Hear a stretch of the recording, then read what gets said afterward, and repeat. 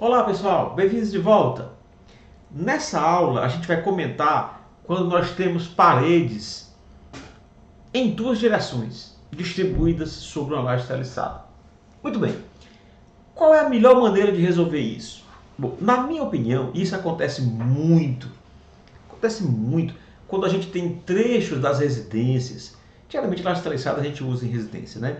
Onde a gente tem ali a região de quartos, a gente tem banheiros. Então os banheiros, como são pequenos, começa a aglomerar muita parede, né? Você tem banheiro, quarto. E de repente, num certo trecho da área da estrutura, você tem várias paredes, no sentido, em outro, fazendo banheiro, fazendo closet. E aí, quando você coloca ali uma laje treliçada, você vai se deparar com paredes no sentido transversal e com paredes no sentido longitudinal, e isso em relação à disposição das nervuras ou das treliças. Bom, o que geralmente eu faço nos meus projetos?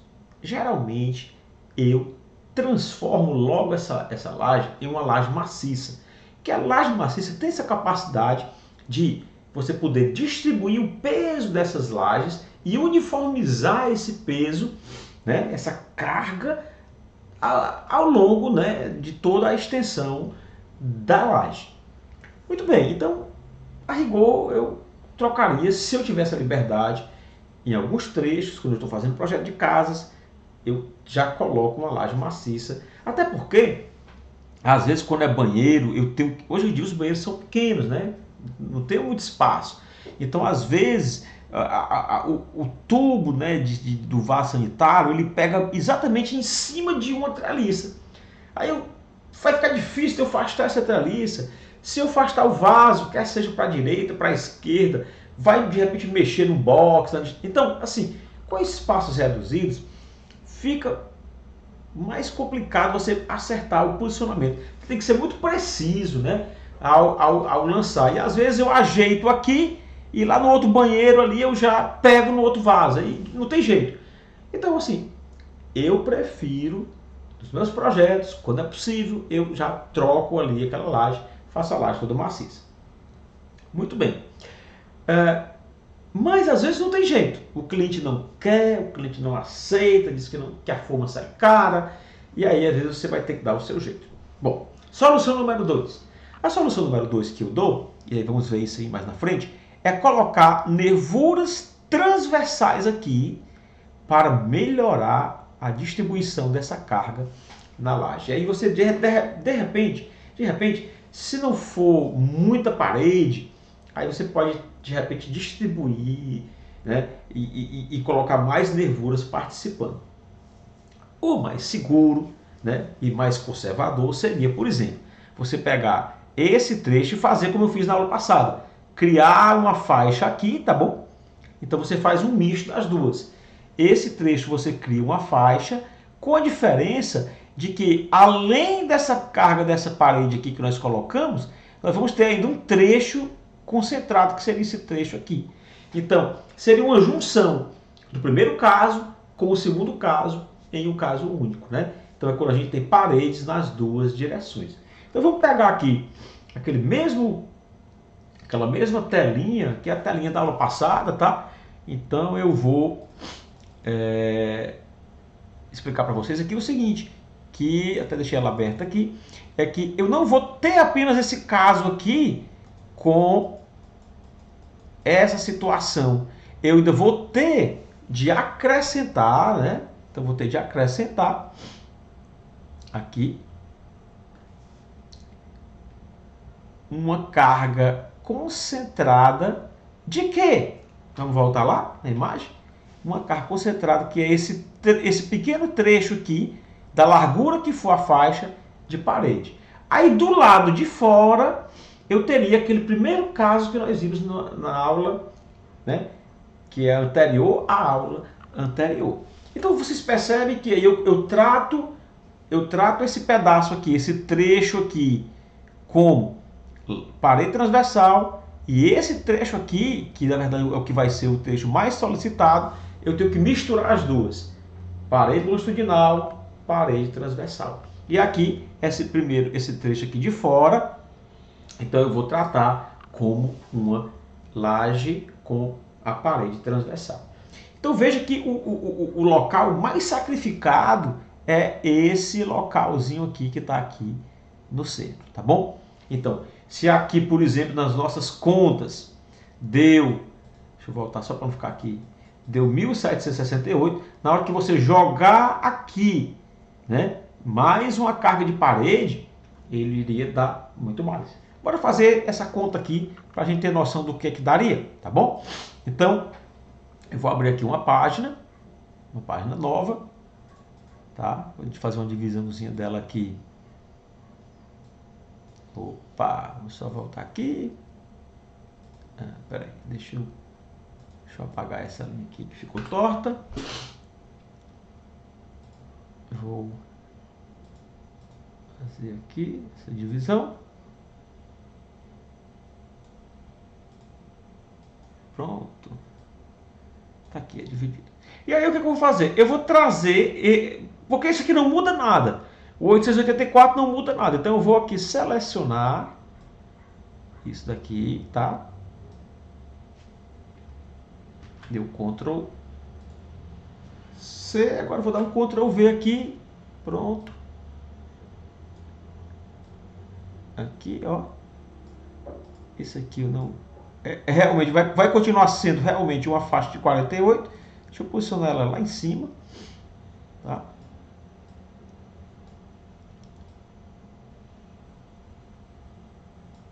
Agora eu vou dar um zoom aqui para ficar melhor de vocês enxergarem. Pronto. Ó, 884. Então, digamos aqui que essa parede ela passa mesmo no meio, para facilitar aqui a nossa vida, tá? Ainda estamos vendo a coisa assim mais ou menos teórica. Então, olha só. Eu vou jogar aqui uma carga. Então, aqui eu tenho o meio bem aqui, tá bom? Vou jogar essa carga concentrada aqui. De quanto? Lembra? Lembra lá que a gente fez que era 160 vezes 2,80, ficou 448. Isso é para uma faixa de 1 metro, só que aqui eu tenho uma faixa de 85, tá? Então qual o valor que fica aqui? Só para lembrar. Ó, eu tenho 160 vezes 2,80, que é a altura da parede. Então se você prestou atenção lá, a gente tem aqui 160 vezes 2,80, 448. Só que essa faixa não tem 1 metro. Se ela tivesse 1 metro, estava resolvido. Mas ela tem 85 centímetros. Então eu tenho que ainda multiplicar por 0,85 metros, tá? Então isso aqui vai ficar 0,85. Vai ficar com 380,8. Vou colocar aqui 380, tá? Quilograma força concentrado aqui. E aí nós temos, né? Nós temos aqui a divisão, tá? Olha só, aqui mesmo na metade. Nós vamos fazer outros exemplos depois. Vocês vão, senão, se está confuso, vocês vão ter a possibilidade de tirar dúvidas no próximo exemplo, que a gente vai voltar e que a gente for fazer, for armar, né, situações reais e tudo. Então aqui eu tenho 4 metros. Pronto. Então isso aqui, ele recaiu no primeiro problema. Lembrando que dentro desse 884 eu já tenho aqui uma parede, né? Tem o valor da parede aqui, tá certo? Muito bem.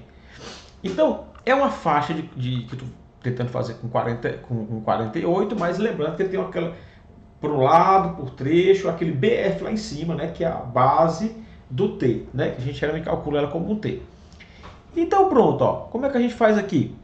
Soma das verticais igual a zero. Então tudo que tiver para cima, aí aqui eu vou colocar o RA, né, eu vou colocar aqui o RA e o RB, tá? Deixa eu poder achar aqui. Lembrando que aqui, como ele está todo simétrico, é a metade para cada lado, tá bom? Então aqui eu tenho RA.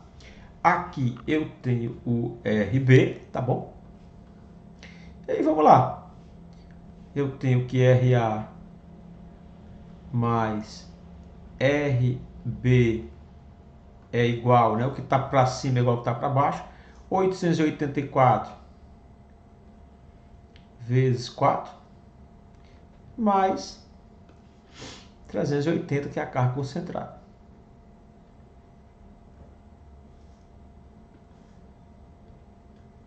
Então vamos lá. 884 vezes 4, 380 mais 3.916, tá? 3.916 quilos, né? Quase 4 toneladas. Mas aí é aquela história, o RA é igual ao RB, então basta dividir por 2, eu tenho 1.958 aqui.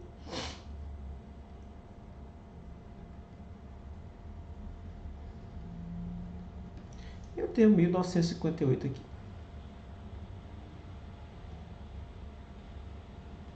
Tá certo?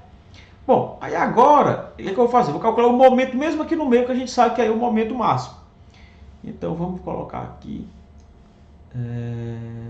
vamos calcular o M máximo, né? Momento máximo. Eu já estou pressupondo aí que vocês já, essa parte de análise, essas análises muito simples, muito comuns aqui, não tem nem o que conversar, tá? Estou pressupondo que vocês dominam tudo isso aí. Então vamos aqui, ó. O momento máximo vai ser a reação vezes a distância até esse ponto aqui. Então é 1958 vezes 4, né? Ou, desculpa, vezes 2, né? Vezes 2, tá? Então essa força aqui até esse ponto faz positivo pela convenção, menos 884 vezes 2 vezes 2 sobre 2, né? Que é 1. Vou colocar assim para vocês entenderem bem. Então vamos lá. 1958 vezes 2. Agora 884 vezes 2 vezes 1 menos 2.148. Olha como aumenta, gente. 2.148. Fica muito sacrificado, entendeu? Mas pode ser que passe. Depende da seção que tiver lá, tá? Quilograma força metro. Então isso aqui, você vai jogar 2.000 kg força metro, 2.148 kg força metro, numa seçãozinha de 85 por 12. Vai aguentar? Aí não sei, muitas vezes não aguenta. Aí coloca mais nervura. Coloca mais nervura. Tá? No lugar de 4, coloca 5, coloca 6. Não é melhor muitas vezes fazer logo ela maciça, tá? Às vezes começa a ficar inviável. Deixa eu checar essa conta aqui. 1958 vezes 2. Agora, 884 vezes 2 vezes 1 menos 2.148. Então veja que aumentou muito, né? Isso aqui é aqui faixa, lembrando que aqui nós temos a situação onde a gente tem paredes em duas direções. Quer dizer, onde é? É exatamente esse núcleo aqui, esse miolo aqui, mesmo no meio dela, que está pegando parede transversal, parede longitudinal. Então ali está realmente uma confluência de paredes numa regiãozinha pequena de 85 por 4 metros, tá?